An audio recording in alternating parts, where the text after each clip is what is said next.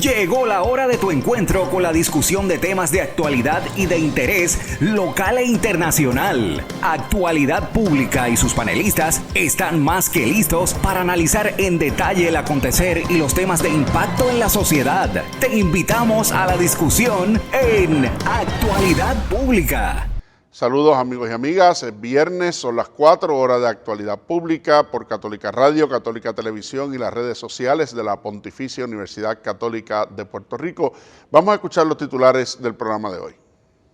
Si está sucediendo, en Actualidad Pública se discute. Un análisis desde la doctrina social de la Iglesia. Actualidad Pública.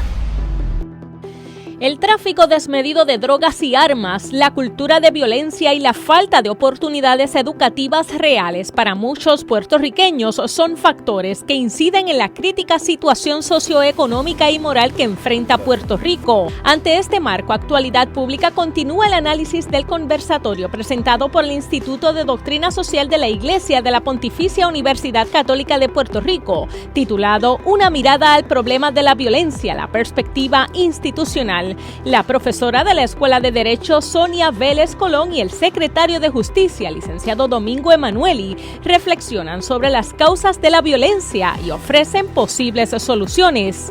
¿Es la violencia resultado de la desigualdad en Puerto Rico? ¿Cuáles son los detonantes de la violencia individual y colectiva en la isla? Debemos enfocarnos en un modelo de justicia que se concentre en proveer oportunidades a todas las clases sociales para resolver este problema social. ¿Con qué mecanismos cuenta el gobierno? Esto y más hoy en Actualidad Pública. Tú necesitas saberlo y el doctor Jorge Iván Vélez Arocho, junto a su panel de expertos, te lo explican. Actualidad Pública. Como cada semana, les da la bienvenida el licenciado José Frontera, vicepresidente de Asuntos Administrativos de la Universidad, acompañado en la tarde de hoy del doctor Jorge Iván Vélez Arocho, presidente de la Católica. Saludos, Jorge Iván. Muy buenas tardes, Josian, Lisa, Leandro y nuestra distinguida radioaudiencia. Gracias por estar con nosotros. El doctor Leandro Colón Alicea, vicepresidente de Asuntos Académicos. Saludos, Leandro. Saludos, Josian, Lisa, Jorge Iván, y un saludo muy afectuoso y agradecimiento también a nuestro público que siempre atiende nuestro programa. Y la licenciada Lisa Riestra Carrión, ayudante ejecutiva del presidente. Buenas tardes, Lisa. Buenas tardes, Josian, señor presidente, doctor Colón y todos nuestros radioescuchas y aquellos que nos siguen a través de las redes de la Católica. Como les anticipábamos en el programa de la semana pasada, seguimos con la discusión del conversatorio sobre violencia y la respuesta institucional que se celebró ya ahora hace 2 semanas en nuestra universidad y en el que estuvieron participando el secretario de Justicia, licenciado Domingo Emanueli, y la licenciada Sonia Vélez Colón, junto al profesor Israel Santiago, director del Instituto de Doctrina Social, que estuvo moderando el mismo. Hoy vamos a centrarnos en 2 de los temas que se discutieron durante el conversatorio, el tema de la desigualdad y la corrupción. Al igual que la semana pasada, vamos a escuchar primeramente la discusión entre ellos y luego estaremos entonces comentando aquí en el panel de Actualidad Pública. Vamos a escuchar la primera parte sobre desigualdad social. Parece trascendental que tanto lo trajo el señor secretario como lo trajo usted, licenciada Vélez, y es el tema de la desigualdad. La desigualdad como detonante, ¿verdad? O como factor subyacente de todo este problema más amplio de violencia que tenemos en el país. Secretario, usted nos hablaba de algunos tipos de desigualdades, por ejemplo, el sistema educativo, que en un momento sirvió para sacar a mucha gente de la pobreza y para darles la oportunidad de trascender, ¿verdad? En su desarrollo económico y personal, pero que hemos llegado a un momento en donde parece que vivimos en un estancamiento. Mucha gente habla de que es el problema económico, el problema fiscal del país. Se habla también de la politización de los sistemas educativos. yo estoy bajo la impresión de que es un problema un poco más profundo que el asunto de la politización del sistema. Y me gustaría escuchar su reflexión, secretario, sobre este problema educativo que usted nos identifica como uno de las raíces del problema de la violencia mayor en el país. Mira, yo considero que lo que pasa es que se ha perdido de vista que la excelencia en el reclutamiento de profesores para el sistema público es lo esencial. Pues probablemente pues pueden haber elementos políticos, pero es que en la época que me estoy refiriendo, que era el 48, estábamos bajo un gobierno de un solo partido y la excelencia estaba presente. O sea, estamos hablando que más que cuestión política, es cuestión de ideología de las personas que van a dirigir esos departamentos, o sea, la formación educativa y moral de esas personas, y que busquen personas que traigan la excelencia al sistema público.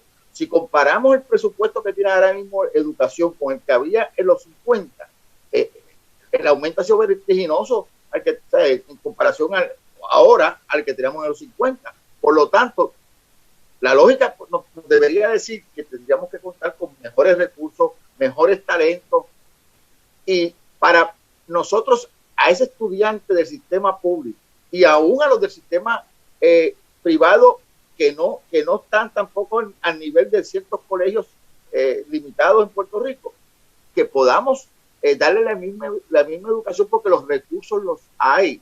Lo que hay que buscar es personas que tengan la formación educativa, que tengan el compromiso y sobre todo equipararlos en igualdad económica en sueldos para que se queden en el servicio público como maestros, porque esas personas que van a educar la zapata del país.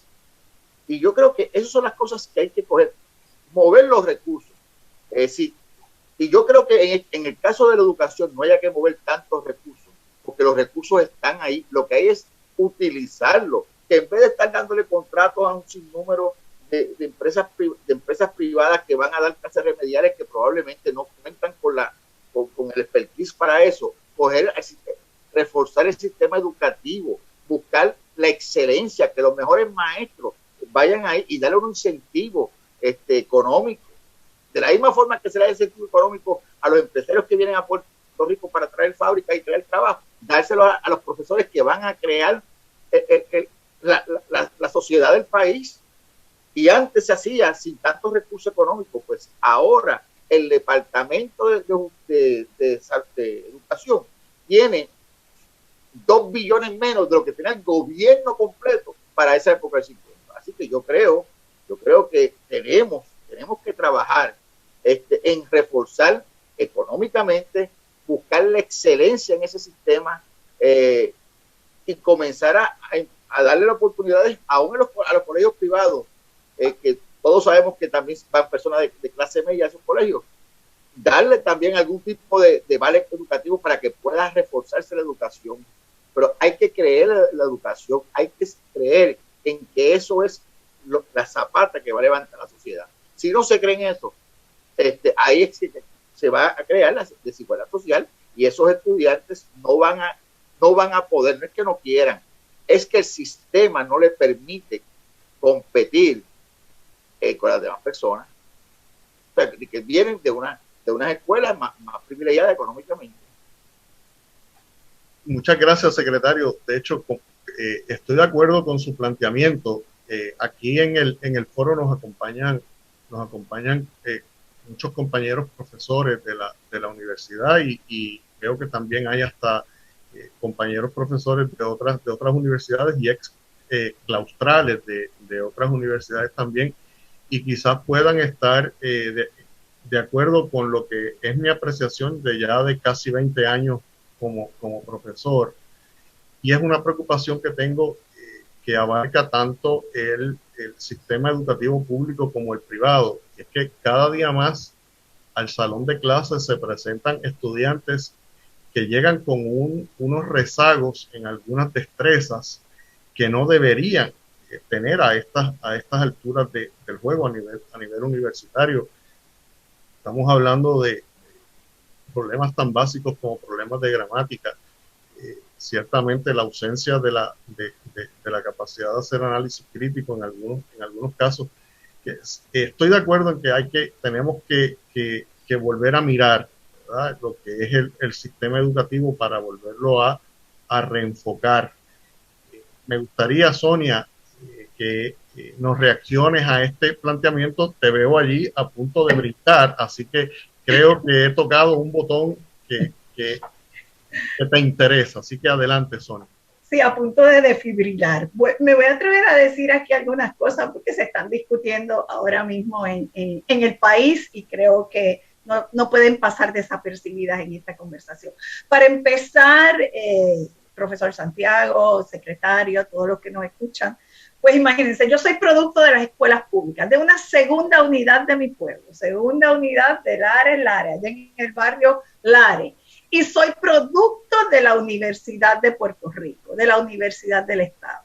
Así que el amor por la educación que yo recibí, me jacto de poderle decir los nombres de mis maestros desde primer grado, no fui a kinder, hasta que me gradué de Derecho. Esa empatía que tengo con la educación, resolví o fui parte de uno de los casos más hermosos y más profundo que se ha discutido en el país, que es el caso de educación especial, esa mirada a nuestros niños especiales que tienen derechos reconocibles como cualquier otro, ¿verdad? Y que hubo que pelear para que esos derechos fueran reconocidos.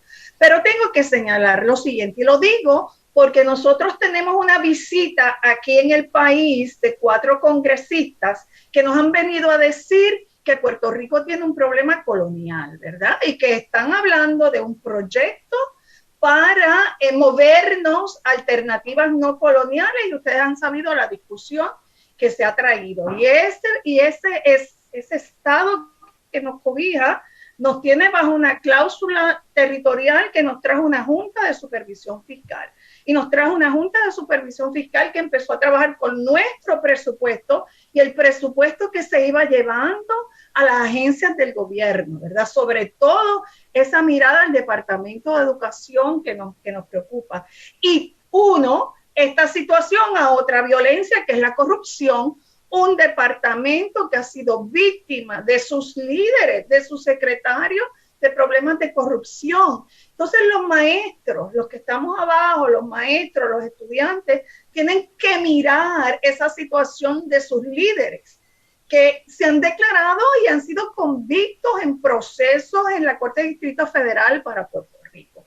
Y todas esas cosas van minando nuestro espíritu, ¿verdad? Sin embargo, uno acá reconoce ese ímpetu que tienen los maestros puertorriqueños, esos maestros de mi escuela elemental, de mi escuela superior, esos profesores universitarios. Y uno dice, ¿dónde es que está la situación? ¿Cómo lo identificamos? ¿Qué pasa con los líderes del Departamento de Educación que no se pueden comprometer con los maestros y con los estudiantes y establecer y mirar ese monstruo? Porque sé que el Departamento de Educación es un monstruo en términos de su estructura, por lo amplio, por el presupuesto que tiene. Hay que meterse, hay que ver cuál es la reconfiguración que necesitan y cuáles son los líderes que necesitan y cuál es el compromiso que necesita el Departamento de Educación para poder traer bienestar a este país, para terminar con esa desigualdad que tú decías. Mira, profesor Santiago, todo se tiende a señalar que lo que da explicación y contenido al problema de la violencia es la desigualdad social. Y puede empezar por la situación educativa. Cuando tenemos gente que conoce, que escribe, que lee, que interpreta, que puede razonar, que puede no estar de acuerdo y puede traer su perspectiva y su punto de vista, que no se conforma, con toda probabilidad vamos a ir empezando a caminar por el camino correcto.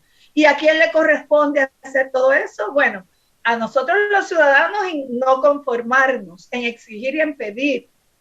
Y por supuesto, a los líderes que seleccionamos y que escogemos, en tener la visión, en tener el compromiso y la responsabilidad de mejorar nuestras instituciones. No hay problema que uno no se sienta a analizar o estudiar o un diálogo de esta naturaleza, que no terminemos en el asunto de la educación. No, cuando hablamos de derechos humanos, cuando hablamos de derechos civiles, cuando le hablo a los estudiantes de esto, al fin y al cabo la conclusión es un problema de educación. En el momento que nos educamos, que reconocemos lo que somos, que reconocemos los derechos que tenemos, que sabemos cómo llegar a ellos y cómo pedirlos y cómo solicitarlos, empezamos a caminar por veredas correctas. Muchas gracias, Sonia. Precisamente desde que discutíamos este asunto la semana pasada, conversábamos que el problema de la desigualdad y lo que ello traía era la base primordial de todos los problemas de violencia, y particularmente no hay desigualdad que no se pueda atajar si no se empieza por atajar las deficiencias en el sistema educativo y la incapacidad que tiene el sistema de promover una movilidad social como la que hubo en un momento, como lo describía el señor secretario de Justicia. Presidente.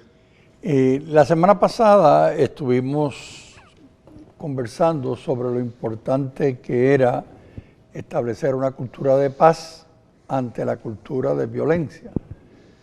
En este programa estamos hablando de cómo construir una cultura de igualdad en contra de una cultura de desigualdad. Y en programas anteriores yo he planteado que lo mismo que planteé la semana pasada, que habría que establecer como tema prioritario el establecer una cultura de paz. Y aquí planteo en este programa la importancia que es para el país establecer una cultura de forma prioritaria, una cultura de igualdad. Y yo he mencionado en otros programas que cómo uno mide si algo es prioritario. Uno mide si algo es prioritario con dos criterios. Puede uno proponer dos criterios. Uno, que le dedica tiempo a ese asunto que uno piensa que es prioritario. Las personas que dicen, para mí mi salud es prioritaria. Bueno, la primera pregunta que hay que hacerle es cuánto tiempo tú lo dedicas a tu salud. Y el segundo criterio es cuántos recursos tú pones en ese asunto que es prioritario. Entonces aquí tendríamos que preguntarnos si vamos a establecer en Puerto Rico una cultura de igualdad de oportunidades, cuánto tiempo le dedicamos y segundo, cuántos recursos le asignamos. Entonces, pero habría que hacer otra pregunta en este proceso, en este análisis. ¿Quién y cómo se establece este asunto prioritario para el país? Es más, podemos hacerlo más concreto. Dentro de poco tiempo, en el 2024, tendremos en noviembre las elecciones en Puerto Rico. Los partidos que aspiran a gobernar a Puerto Rico, las personas que aspiran a gobernar a Puerto Rico del 2025 en adelante y presentan sus programas de gobierno, establecen, y esta es la pregunta, establecen como algo prioritario una cultura de igualdad. Y suponiendo que lo establecen como una cultura prioritaria, la pregunta es, en ese programa de gobierno, ¿cuánto dinero le asignan? ¿Quiénes van a estar involucrados en eso? ¿Y quiénes van a ser los portavoces de esa cultura en las distintas organizaciones? Leo. Sí, es interesante toda esta discusión. Permítanme hacer un apunte sobre que quería hacer en el programa anterior y pues no dio el tiempo, es muy breve. Estamos hablando de la violencia, ¿verdad? De las causas de la violencia, etcétera, etcétera, etcétera, la desigualdad como una causa de la violencia. En el programa anterior se mencionó el asunto de la violencia cultural, que lo comentó la licenciada Sonia Vélez y nuestros panelistas, o sea, Lisa, Josian y Jorge Iván Vélez Arocho, entiendo que comentaron algo sobre el particular, y es esa violencia cultural la que, como decía Norman, Josian, la que cuando uno tiende a normalizar y a dar por sentado que tiene que ser así, ¿verdad? O sea, como que acostumbrarse a la violencia, que si ese es el destino, que si no hay nada que hacer, que si es la mala suerte. Entonces yo recordé que nosotros en un conversatorio hace varios meses atrás tuvimos al doctor Juan José Ibarretxe, ex presidente del País Vasco y muy amigo de nuestra universidad, en un conversatorio muy interesante, y recuerdo que él habló de nuestro ay bendito, habló del ay bendito de nosotros como puertorriqueños. Mi punto es sencillamente que entiendo que entre las causas de esa violencia cultural, una de las manifestaciones nuestras de esa violencia cultural es el ay bendito también. Bueno, eso es lo que quería anotar. La desigualdad económica, social, yo entiendo que está relacionada con lo siguiente. Tiene que ver también, además de todo lo que hemos dicho, con enfocar una meta del país, que la meta del país sea lograr crecimiento y no desarrollo económico. En otros programas nuestros de actualidad pública, todos hemos abundado y hemos comentado sobre esa diferencia, ¿verdad? O sea, cuando uno quiere que el país crezca, pues lo que uno quiere es que el valor de la producción sea lo más alto posible, que los ingresos que se generan en el país sean lo más altos posibles. Pero aunque eso es importante, no va al meollo del problema, porque eso no atiende cómo se distribuye en el país, cómo esos ingresos se distribuyen en el país. O sea, ¿cuál es la distribución del ingreso en ese país? Ese es un punto importante, ¿verdad? Entiendo que una distribución que no sea equitativa, que no tienda a la igualdad óptimamente, pues es causa de la violencia, como hemos dicho aquí en este programa. El licenciado Emanueli y la licenciada Sonia Vélez en esta parte pues están muy enfocados en el tema de la educación, que es sin duda fundamental. Que si la educación genera desigualdad y violencia, sin duda alguna. Que si la falta de educación, debo decir, decía Nelson Mandela que la educación es el arma más poderosa que podemos utilizar para cambiar el mundo. Y es fundamental la educación, o sea, de eso no hay la menor duda. Es necesaria, pero no es suficiente. Necesaria, pero no suficiente. Porque podemos tener un excelente sistema educativo.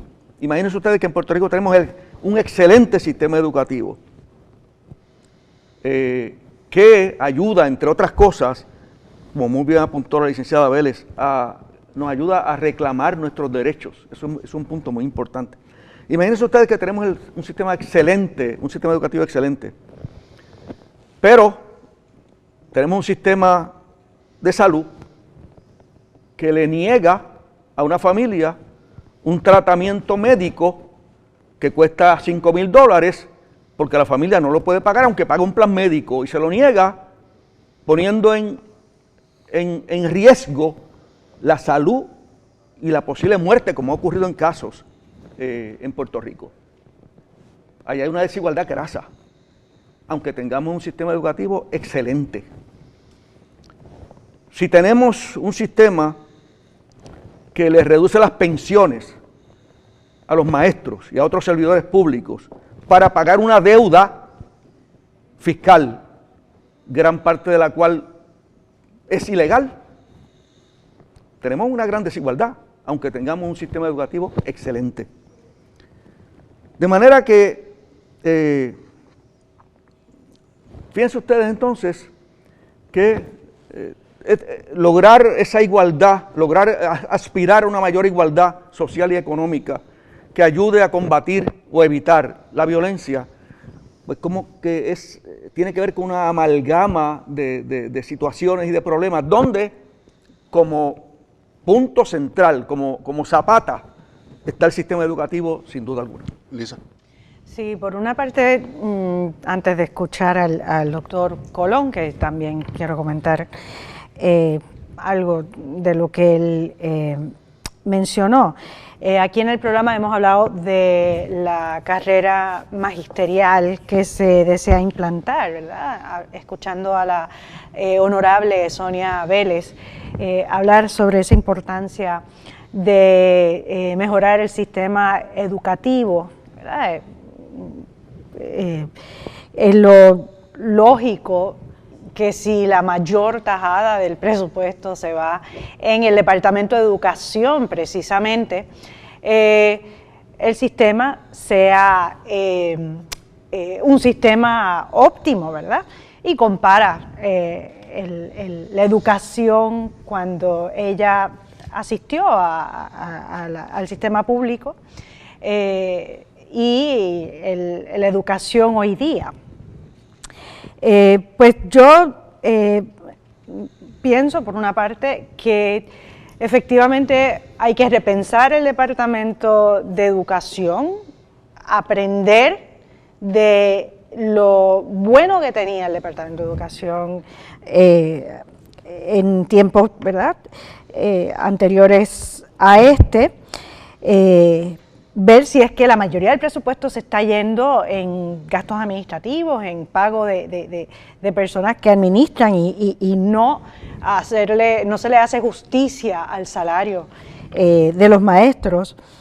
Pues la carrera magisterial teóricamente se supone que promueva el mejoramiento profesional de los maestros como incentivo, ¿verdad?, para ascender, y entonces eso debería de redundar en una mejor educación para los estudiantes. Pero también escuchando al doctor Colón hablar sobre cómo la educación es muy necesaria, pero no es suficiente, y esa enumeración que hace de otras situaciones que perjudican, ¿verdad?, al ciudadano, aunque esté bien educado, ¿verdad?, un sistema de salud injusto, que crea desigualdad, la injusticia en la distribución de ingresos, un retiro que no es justo. En Puerto Rico tenemos salida, ¿verdad? Por lo menos muchas personas entonces miran hacia Estados Unidos y se van del país. Así no va a haber desarrollo económico. Entonces hay que mirar este problema de una forma orgánica, no solamente enfocándonos en un solo tema, sino en varios aspectos, ¿verdad?, del problema: educación, salud, ese desarrollo económico, etcétera. Y precisamente, como hemos dicho, hacía 3 semanas habíamos usado esa expresión a la que hace referencia Leandro, de lo que es esencial pero no es suficiente, ¿verdad? Y cómo esas mismas cosas que son esenciales se ven afectadas por el tema de la corrupción, como lo traía Sonia al final de sus expresiones, tema sobre el cual siguen abundando y abundaremos nosotros al regresar ahora de la pausa. Esto es Actualidad Pública. Crisis energética, políticas públicas, manejo de la deuda del país, asuntos de la iglesia, violencia, en fin, asuntos de importancia que impactan la sociedad. Por eso es Actualidad Pública. Regresamos, amigos y amigas, a Actualidad Pública. Seguimos hoy conversando sobre el conversatorio relacionado al tema de violencia y la respuesta institucional, en el que estuvieron participando el secretario de Justicia, el licenciado Domingo Emanueli, y la profesora licenciada Sonia Vélez Colón. En la primera parte del programa hablábamos sobre el tema de la desigualdad, particularmente la desigualdad educativa y sus consecuencias, y surge en esa discusión el tema de la corrupción, sobre el que vamos a estar conversando ahora en esta segunda mitad del programa. Volvamos al audio de la conversación entre la licenciada Sonia Vélez, el licenciado Emanueli y el profesor Israel Santiago. Sonia ha traído un punto que me gustaría quizás que le demos un poco más de análisis, y es el tema de la moral colectiva. Sonia menciona, secretario, el asunto de los casos de corrupción pública que en Puerto Rico son cada vez más frecuentes y esencialmente nos levantamos todas las semanas con 1 o 2 noticias de funcionarios que le han faltado ¿verdad?, que le han faltado a su compromiso con el pueblo. Y me gustaría conocer su reacción, secretario, de cómo, hasta dónde, ¿verdad?, este problema de la corrupción afecta la moral y la psiquis colectiva, ¿verdad?, y puede de alguna manera también inducir a un problema de violencia. Bueno, definitivamente, si las personas que se supone que sean el ejemplo de un sistema, en este caso el sistema de educación, pues son conectados o son convictos por corrupción, o sea, eso prácticamente desmorona las aspiraciones de las personas que están en ese sistema, de los profesores, de los supervisores, de los estudiantes, porque si aquel que se supone que está a la cabeza del sistema que te va a enseñar a ti los valores morales para tú comportarte en la sociedad, es convicto por un delito de corrupción, o sea, ¿dónde está la enseñanza? Entonces, tenemos que enseñar no solamente con la palabra, sino con los ejemplos. Y me parece a mí que sí, que eso está muy malo, pero dentro del sistema, y te lo digo porque en una ocasión yo tuve la oportunidad de compartir en un panel con Celeste Benítez, y ella nos decía que el departamento debe contar con dos direcciones. Número uno, por un lado, la persona que ve con lo académico, y por otro lado, con la persona que ve con lo económico. Y en esa medida se podría trabajar de una manera que los recursos económicos lleguen más a donde tienen que llegar, que es a la escuela, para que esa directora no tenga que estar mes y medio o 2 meses pidiendo una requisición para papel de fotocopiadora o para una bombilla o otras cosas. Y yo creo que en la medida que ese dinero pueda llegar al estudiante, al salón de clase, pues eso obviamente hay que trabajar con el otro problema de corrupción, de evitarlo, pero y hay agencias que nos dedicamos a perseguir la corrupción. Por ejemplo, en el Departamento de Justicia nosotros estamos encaminados, y yo cuando llegué aquí voy encaminado a perseguir a todos los corruptos, se llamen como se llamen y se vistan del color que sea. Ahora, en este caso en particular, yo creo que con tanto dinero hay que trabajar para que llegue el estudiante. Olvidarnos de ponerlos en estatua, no, hay que buscar la oportunidad de que ese dinero llegue al estudiante y buscar la oportunidad de traer personas profesionales de la educación, de la pedagogía, que puedan transmitir esa educación a los estudiantes. Yo creo que estamos atrás por mucho tiempo. Es más, hasta el mismo sistema americano se ha quedado atrás con el sistema de Asia, pero de los países asiáticos, pero por lo menos en Puerto Rico tenemos que aspirar a estar a nivel de los Estados Unidos, y si pudiéramos pasar esos niveles mejor, pero aquí hay un problema de educación. Es más, y ese problema de educación no solamente se limita al sistema público, algunos colegios católicos también, o de otras laicos.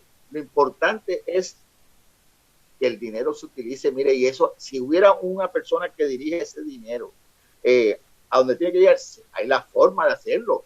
Empezar a cortar contratos que usted ve personas o corporaciones que no tienen ningún tipo de experiencia en educación, ganándose millones de dólares, tantos cursos remediativos de título 9, ¿no? Todas esas cosas hay que ir trabajando para eliminarlo. Yo creo que definitivamente hay que hacerlo, o sea, hay que tener la voluntad para hacerlo. Que ciertamente si se le dieran esos recursos que se utilizan en esos contratos al maestro que está en el salón de clase, probablemente los cursos remediativos no serían necesarios. Definitivamente.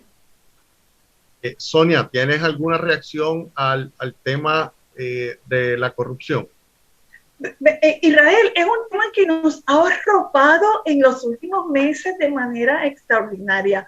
Es un tema que nos decepciona constantemente. Los que somos de pueblos pequeños, que reconocemos en algunas figuras de nuestros pueblos esos modelos, cómo nos duele poder identificar que un líder en nuestro pueblo prácticamente llega con una mentalidad de asaltar ya lo que son los fondos públicos del país. Por supuesto, me estoy refiriendo a los muchos casos de corrupción con respecto a los funcionarios públicos, los alcaldes particularmente que hemos estado viendo, y otros líderes que responden a la política del país.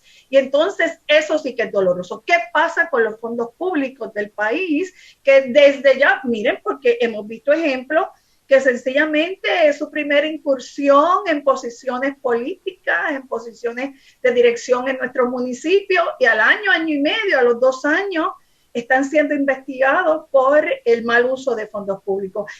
Y no es una corrupción que solo la tenemos que mirar, y es violencia, ¿verdad? Esta corrupción es igual a violencia. Además nos altera todo.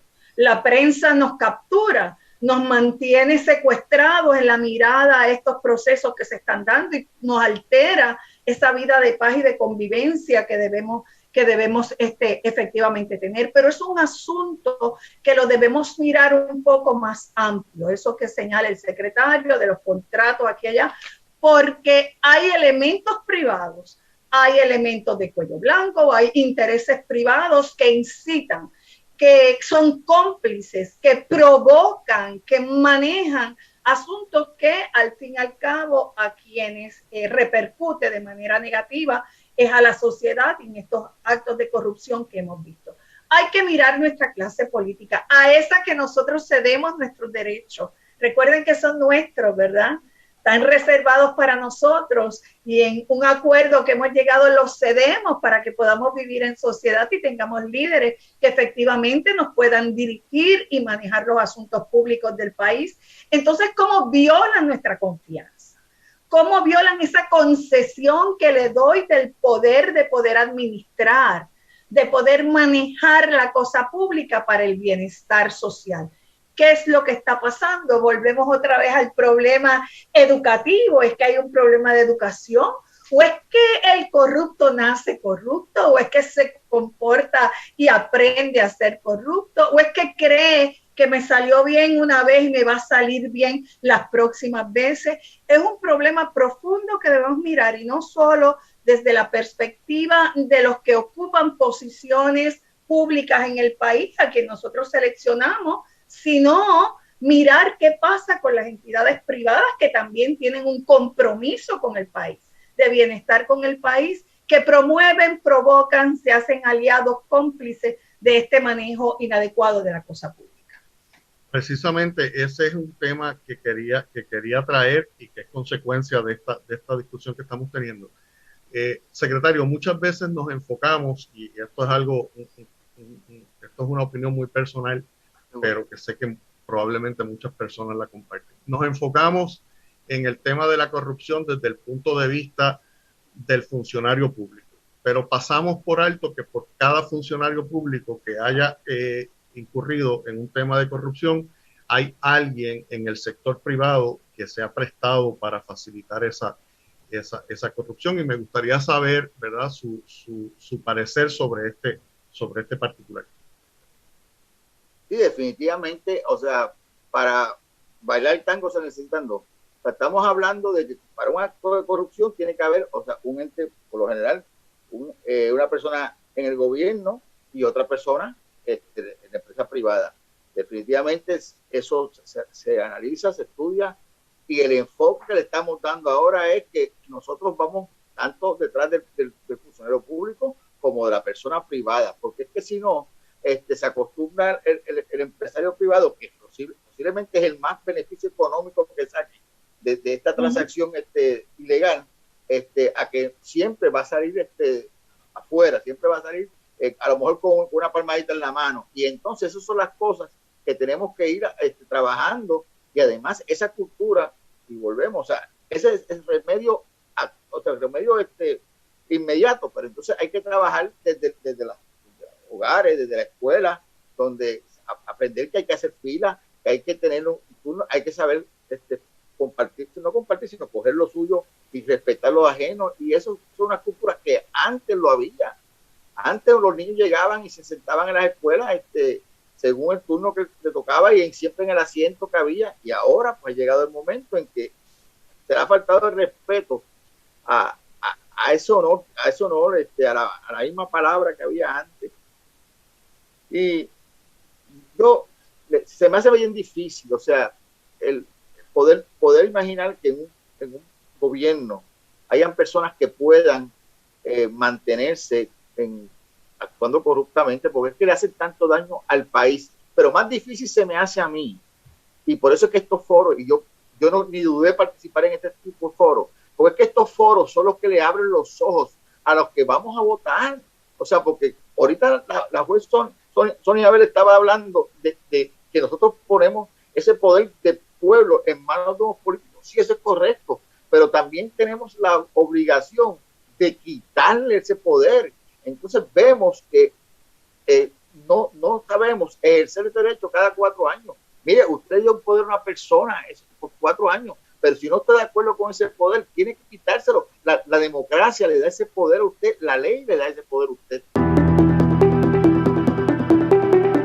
Esta parte de la reflexión que se hacía en el conversatorio insiste sobre uno de los temas a los que le hemos dedicado mucho espacio en estas pasadas semanas, el tema de la corrupción y del abuso de ese poder público, y precisamente porque detrás de todas las desigualdades de las que hablábamos ahorita, no solamente está la falta de planificación de distribución de los recursos, como hablaba Leandro, sino también aquellos que pretenden apropiarse de los recursos y sacarlos del destino particular al que están dispuestos, proveyendo para su propio beneficio, para su propia rentabilidad, o la de aquellos que le apoyan para mantenerse en las posiciones que ocupan y así perpetuar ese ciclo de violencia pública, ¿verdad? No es otra cosa que la corrupción es una forma de violencia pública, como el Papa también ha señalado. Presidente. Sí, muchas gracias, Ocean. Escuchando al licenciado Emanueli, reflexionaba yo la importancia de utilizar las palabras precisas cuando uno está analizando o describiendo cualquier situación. Las palabras tienen un gran peso, las palabras que uno utiliza. Y si estuvimos atentos, el licenciado Emanueli dijo que la corrupción desmorona. ¿Y qué es lo que la corrupción desmorona? Desmorona los cimientos personales sobre lo que se construye una persona. Y desmorona los cimientos sociales sobre los cuales se construye esa sociedad. Y desmorona, en caso nuestro, los cimientos sobre los cuales se construye nuestra patria, Puerto Rico. ¿Y qué queremos decir cuando decimos la corrupción desmorona? Pues queremos decir que la corrupción destruye. ¿Qué destruye? Un elemento importante para que una sociedad tenga sentido y tenga futuro, que es la confianza. La corrupción destruye la confianza en lo actual y en el futuro. Y la corrupción es un proceso que comienza poco a poco. Nadie pasa de no ser corrupto a ser un gran corrupto. Es un poco a poco, lo mencionaba la licenciada Sonia Vélez, de que es un proceso poco a poco. Y en ese camino se corrompe no solamente por sus acciones, sino también por lo que son los valores del individuo. Mencionaba yo en una columna que publiqué en El Visitante, que la corrupción es como una polilla que destruye poco a poco por dentro al individuo y a la sociedad. Y el Papa Francisco utiliza una expresión terrible, pero muy real, sobre la corrupción. Dice, la corrupción es una gangrena. ¿Por qué? Porque mata los tejidos vivos, personales y de la sociedad. Leo. Sí, gracias, Ocean. En este turno yo voy a lanzar unos pensamientos y unos planteamientos con el propósito de generar, de provocar, ¿verdad? Eso mismo, pensamiento, análisis, discusión. No porque necesariamente esté 100% convencido de que lo que voy a plantear sea 100% correcto, ¿verdad? Y es lo siguiente. Yo pienso que la corrupción tiene dos vertientes. O sea, en cuanto si uno piensa en una persona que se convierte en un ser corrupto, pues pienso que hay dos elementos ahí. Hay un elemento interno, ¿verdad? De su formación, sus valores, etcétera. Hay un elemento interno, pero puede haber un elemento externo que puede interactuar con ese elemento interno y provocar una conducta. Eso se va a entender quizás mejor con lo que voy a plantear ahora.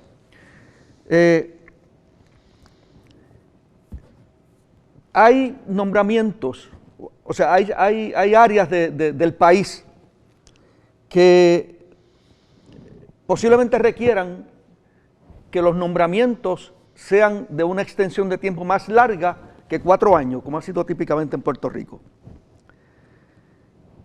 ¿En qué sentido nos preguntamos, o me pregunto, la corrupción tiene algo que ver con el hecho de que voy a asumir una posición que en 4 años lo más probable es que ya yo no esté aquí?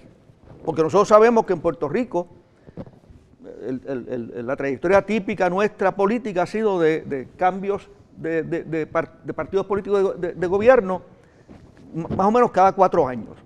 ¿Y qué pasa? Que hay áreas en el país y en otros países que hay que mirarlas a largo plazo. O sea, ejemplo, un plan de desarrollo económico no puede ser de 4 años. Un plan de desarrollo económico tiene que ser 10, 15, 20 años. Un plan educativo para el país, yo entiendo que no debe ser un plan de 4 años. O sea, debe ser un plan que mire un horizonte más largo, que se pueda ajustar coyunturalmente a medida que va cambiando la tecnología, que va creciendo el conocimiento, que se van adoptando nuevas modalidades educativas, etcétera, nuevas ramas del conocimiento, perfecto. Pero debe ser un plan de largo plazo. Entonces mi pregunta sería, ¿en qué sentido áreas como la educación, áreas como el Departamento de Educación, deben estar a cargo o no deben estar sujetas al vaivén político de cada 4 años? Que como dije ahorita, hipotéticamente hablando, una persona que vaya con la intención de apoderarse de bienes públicos tiene 4 años para hacerlo. Si no lo hace, posiblemente sabe que no va a estar ahí después de 4 años. Esto ¿verdad? Más bien en el ámbito especulativo, pero que pienso que en esencia hay áreas de desarrollo social, hay áreas que afectan a las personas que hay que mirarlas en un largo plazo y establecer planes en ese sentido. Lisa. Sí, aquí, ¿verdad? Se ha mencionado este tema de que la actitud de una persona que comete actos de corrupción mira el hoy y el ahora, ¿verdad? Es una vida cerrada a la trascendencia. El Papa Francisco en la encíclica Fratelli Tutti menciona esta mentalidad, ¿verdad? En el punto 113 dice que cada sociedad necesita asegurar que los valores se transmitan, porque si esto no sucede, se difunde el egoísmo, la violencia, la corrupción en sus diversas formas, la indiferencia y en definitiva una vida cerrada a toda trascendencia y clausurada en intereses individuales, ¿verdad? Y efectivamente el licenciado Israel Santiago, al introducir esta sección del conversatorio, hablaba sobre esa moral colectiva, y a la hora de hablar de moral hablamos de esa trascendencia, ¿verdad? De esa clasificación o valoración del comportamiento humano en bueno o malo, ¿verdad? Algo que trasciende el beneficio del ahora, el beneficio para mí, ¿verdad? Económico. Y esto puede engarzar un poco con lo que menciona el doctor Colón, ¿verdad? Esa importancia de mirar más allá de los 4 años, ¿verdad? Tener un plan educativo que trascienda, ¿verdad? Pues ese corto plazo, aunque se tengan objetivos a corto plazo y a largo plazo, ¿verdad? Hace falta algo más de permanencia, ¿verdad? En esa, o de continuidad en ese sistema, ¿verdad? Que queramos crear o implantar en el país. Se puede mirar lo que ha resultado en otros países, ¿verdad? Que tengan un sistema educativo que que sea admirable, países en los que también la corrupción haya disminuido o sean países en los que hay un mayor control de la corrupción, ¿verdad? Que se lucha en su mayoría, ¿verdad? por evitar actos corruptos, que no quedan impunes, ¿verdad? ¿Qué hacen esos países que no estamos haciendo nosotros, ¿verdad? Y aprender de esos países, ¿verdad? Eso es un poco también mirar fuera de el hoy, el ahora y el aquí de nuestro país. Podemos mejorar, pero si vemos más allá. Y en eso, Lisa, hay algo que tienen en común esos países, que tienen un mejor sistema educativo y una lucha más efectiva contra la corrupción. Y es que no son individualistas. No son países que lo que promueven es la competencia, el tú tienes que ser mejor que los demás, el tú tienes que tener lo que más nadie tiene, y esa idea de que la riqueza es la que genera bienestar y felicidad. Y que hay unos elementos sociales y unos elementos culturales que son más importantes que todo eso, y eso hay que protegerlo y hay que defenderlo como valor público, como el caso de la sociedad japonesa o el caso de la sociedad finlandesa, que son los modelos educativos, ¿verdad? Que con mayor frecuencia se miran como modelos de excelencia. Al final, no podemos olvidar, y vuelvo a insistir en lo que dije al concluir las expresiones del secretario y de la profesora Sonia Vélez, la corrupción es una forma de violencia contra el pueblo. Y el problema es que igual que pasaba, como lo decía Sonia en el programa que discutíamos la semana pasada, las cosas se normalizan, ¿verdad? Ese concepto de violencia cultural del que hablaba Leandro. Entonces, normalizamos la corrupción, normalizamos la violencia, normalizamos la desigualdad. Y al final, ¿qué queda? Pues una sociedad fragmentada, desmantelada, donde la corrupción, la violencia y la desigualdad son el pan nuestro de cada día. Entonces, frente a esa normalización, ¿qué hacemos? Bueno, pues hay que educar, ¿verdad? Lo decía el secretario, hay que poner los mejores recursos y el sentido de la excelencia al frente de eso. Y yo creo que, volviendo a lo que decía el presidente, que las palabras son importantes, no es el sentido de superioridad, sino el sentido de excelencia, que son dos cosas muy distintas, ¿verdad? Hemos enfatizado tanto la superioridad que se nos ha olvidado la excelencia, ¿verdad?